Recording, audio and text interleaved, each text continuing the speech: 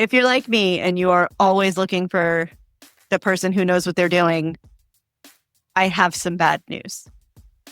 We'll talk about that. All right, here we go. I'm going to pretend I'm pushing record because that feels right. Okay, I'm pressing record. Boop. Hi, everybody. I'm Lauren Howard. I go by L2. Yes, you can call me L2. Everybody does. It's a long story. It's actually not that long a story, but we'll save it for another time. Welcome to Different Not Broken, which is our podcast on exactly that there are a lot of people in this world walking around feeling broken, and the reality is you're just different, and that's fine.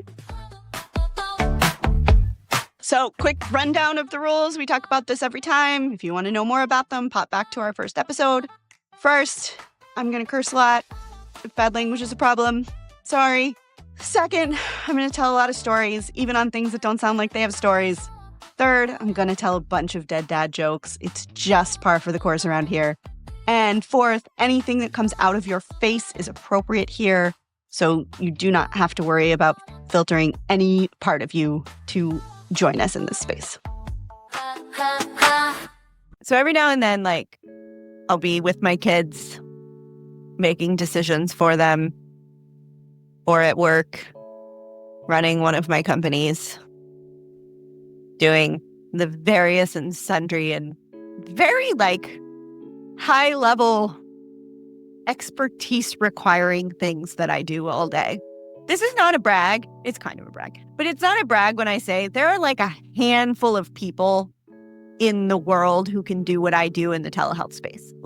I don't know how I stumbled into this knowledge, but my attorney calls me asking for guidance on things. I have questions about where my retainer goes, but that's a different question. But the things that I know and can do in the telehealth space, the ways that I am knowledgeable on constructing 50 state entities and MSOPC structures and all of the things that you have to do to run compliant telehealth organizations while still protecting your provider licensure, still paying attention to all of the different licensing laws, all of the different corporate practice of medicine laws. There are not a lot of people in this world who can do what I do. And also, I spend a lot of time going, why do they let a 16-year-old do all this work? Why are they trusting a 16-year-old with this information? Because clearly, I am still 16, and I just got the keys to my Volkswagen Beetle. And the biggest thing I have to worry about this week is opening night on Friday, where we are gonna sing a musical and then go to Denny's afterward. That's my life, right? And then I look around and realize that those children who are screaming for mom are screaming for me. They're not actually screaming. They're fine. If they're screaming, it's because they are being lazy and they don't want to get off the couch. They're fine. There's no emergency. Probably my 6-year-old who has decided that her life supine is preferred and she needs to be brought water and grapes. They're screaming for me. My phone rings and it's one of my employees asking me how to handle a situation. And it's because they expect me to handle it.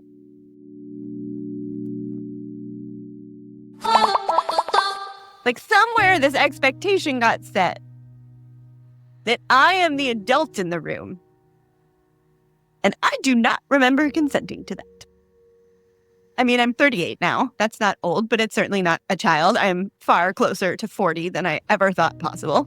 I'm way closer to 40 than I am 20, and that's terrifying. But I thought by the time I got to almost 40, which is a thing I can say out loud and only vomit in my mouth a little bit, by the time that I got to almost 40, I would feel like the person who knew what they were doing. And I say this as a person who, by and large, knows what she's doing. I am one of the people in the country who know what I'm doing about what I do. And I am still waiting for the day that I'm going to wake up and feel like I know what I'm doing. It hasn't happened yet.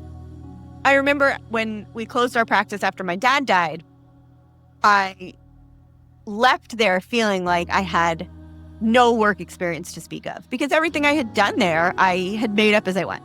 I had no training. I just had to figure it out. And I figured it out well. We grew to a multi-site clinic. We had multi-million dollars in revenue. We had an entire staff that didn't exist when I started. I mean, I had done the things. No question I had done the things. But because I hadn't gone to school for it, and I didn't follow a specific roadmap for it, and I kind of just made it up as I went, I assumed that the way I had learned it was not valid, was not real. Everybody else knew what they were doing, and I was just making it up as I went. And after that job, I moved to another company with people who had had multiple exits from previous companies and made a lot of money. And I ended up in a lot of meetings with these same people where we were all going, okay, well, what's the solution here? What do we do? And I realized that none of us had been in this situation before, despite what our past histories and our experience was. None of us had been in this situation before. So this feeling that I was the only person who didn't know what I was doing, it pretty quickly became evident that, like, even these very successful dudes who had lots to show for it still spent a lot of time going, we got to find a solution because we're not sure what it is. So if they're constantly in situations where we're still trying to come up with ways to handle things, maybe it doesn't have to do with the fact that I don't have the right experience or I didn't do things the way that the book says you're supposed to do this. There's no book. The book doesn't exist. There's no manual. I spent most of my young adult life going, well, I didn't follow a book. I didn't follow the way you're supposed to. Therefore, I can't be doing it right. There's no book. But I looked around and went, okay, these people who are literally 20 years ahead of me in their careers are just as confused as I am. And so I kind of lived in that space where I was like, okay, well, I don't know, and you don't know. There's got to be an adultier adult somewhere who does know. We need to go find the better adult. There's an adult in the room somewhere, and we have to go find them. And so we would go, like, talk to the attorneys. What does the attorney say? You think you're going to go get a definitive answer from your attorney, right? Like, when you've reached a point where you're not sure what to do, you go talk to the attorney. That's, like, the wisdom you always get, right? And you go talk to the attorney, and the attorney will give you, like, the law says this or the law says that. But when you're talking about a new situation that nobody's been in before or that none of you really have experienced before, what the attorney is going to give you is an assessment of risk. You could do this, you could do that, you could do this. I think this is low risk. I think that's low risk. I think this is a little higher risk, but I'm not too worried about it. I would probably stay away from that one because that's super high risk. But you know what you don't leave that conversation with? The book that you were looking for. The thing that tells you, oh, this is the right thing to do in this situation. I've almost never left a conversation with one of our corporate attorneys and had their take on what you should do. That I've left with risk stratification, if you will. So, okay, I went to the more experienced people. They don't have the answer. I went to the attorney, the person with the malpractice insurance that is supposed to protect me. If they give me bad advice, they gave me information so that I could make a decision, but they didn't tell me what to do, and we still don't have a decision. Is it possible? Is there a world where the reason that I am struggling with this decision, or we don't know what the actual answer to this decision is because there is not one specific answer to this situation, and we're just doing the best that we can? And once you settle into that, you realize that even the most experienced people who you have ever met, who have been doing this forever, in most areas are just making it up as they go. Nobody knows what they're doing. I have never met a good adult who knew what they were doing. Everybody is making it up as you go. There's no roadmap, there's no plan, there's no guidebook. You're just like, this sounds right. Like, especially with parenting. Everybody told me it would get easier with the second kid because I'd done it before, but they don't tell you that the second kid is so wildly different from the first kid that you might as well have never done it before. My first baby, she laughed all the time. She loved everybody. She never met a stranger. She smiled constantly. The only thing that we ever had to worry about was the fact that she was a puker and she puked all the time. That's it. She was the easiest baby. And they do that. They do that on purpose.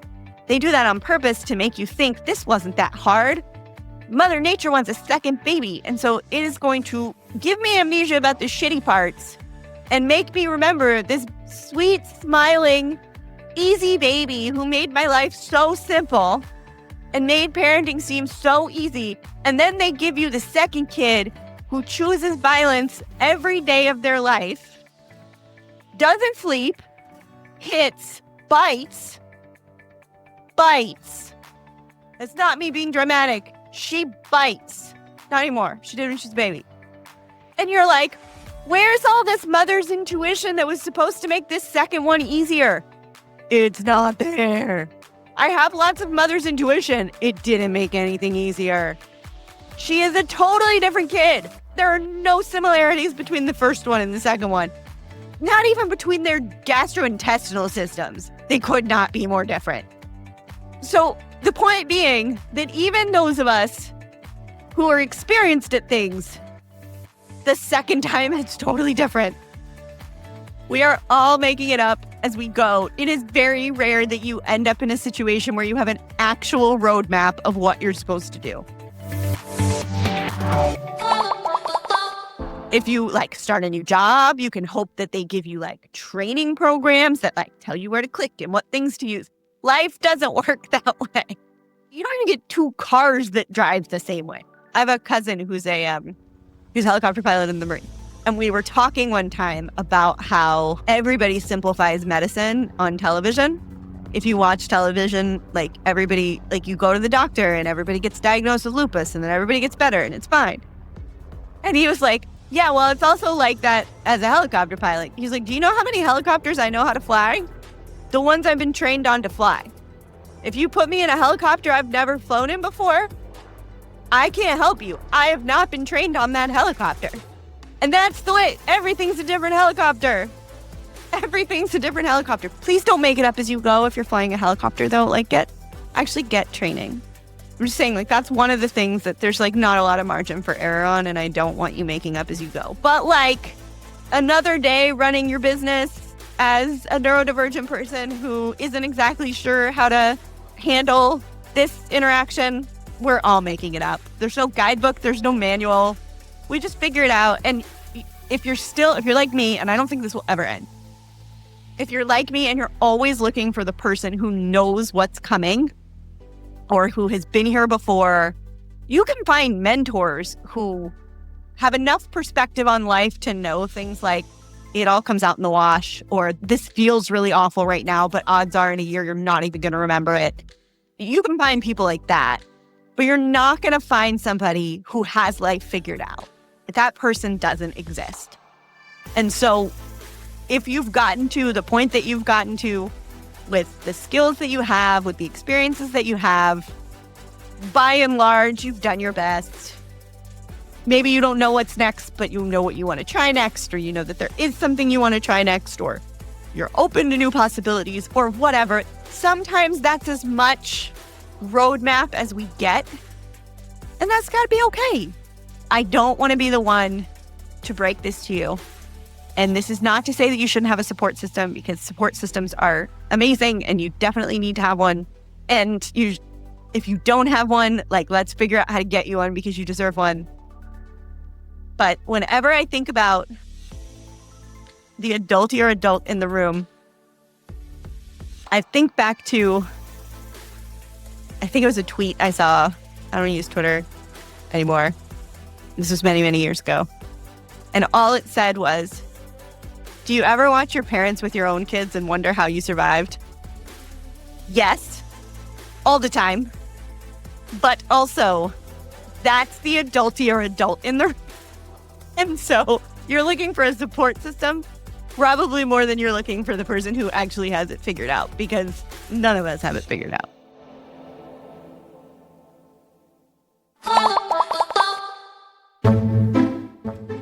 For this week's Small Talk, again, remember this is something we do every week. And now we'll go to Allison, who has this week's Small Talk. I need to know how to answer, how was your trip?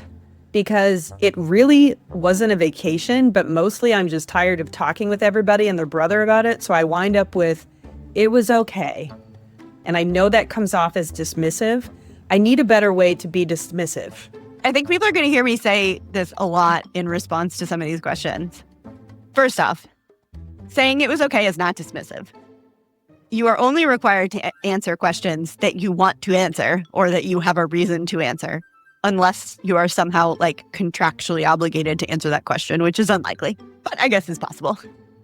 But also, I think a lot of parents run into this problem. I don't know if this person specifically is a parent, but I want to use this example as an example. If a parent goes on a trip with their children, that is not a vacation, it's a trip. Because you're working the whole time. You're corralling them and you're entertaining them and you're feeding them and you're taking them places and you're keeping them busy. You're feeling bad about how much screen time you're giving them in a place where they should be going and playing and enjoying the sights, but you also want a break. And so you come back from that and people are always like, how's your vacation? And you're like, there was a vacation? I took a trip. I went to a place, but my children were there. And that's not to say that you can't have fun with your children, because I have a blast with my kids and I love going places and spending time with my kids. But also, I do not come back feeling rested. And so I think this actually comes up a lot more than people realize, because anybody who has ever traveled with children knows that there is, like, you need a vacation after your quote unquote vacation because you are not rested and definitely not fulfilled, especially if there's water involved, dear Lord. But I also think if somebody says, how was your vacation? And it wasn't a vacation, you can just say, oh, it wasn't really a vacation. We got done what we needed to get done there, but we'll take a vacation at some point to make up for it. And that could just be it. You don't have to give them more information than that. You'll hear me say this a ton. You don't have to perform. You don't have to perform because somebody else asked you a question. There's not an obligation to perform back. You can just say, like, it was all right. I don't really have much else to say about it. And if they take that offensively because it's just not something you want to talk about, like, that's probably not a person you want to be having small talk with. Thanks for being here, guys. Have a good day. Love you, mean it.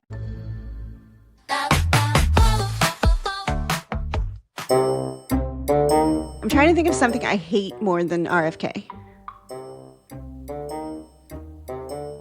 I can't come up with anything.